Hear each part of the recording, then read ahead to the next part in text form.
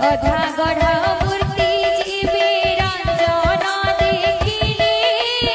অধীৰ হৈ সে নিজ ভাগ্যକୁ নিন্দিলে শূন্যবাণী হিলা ধৰি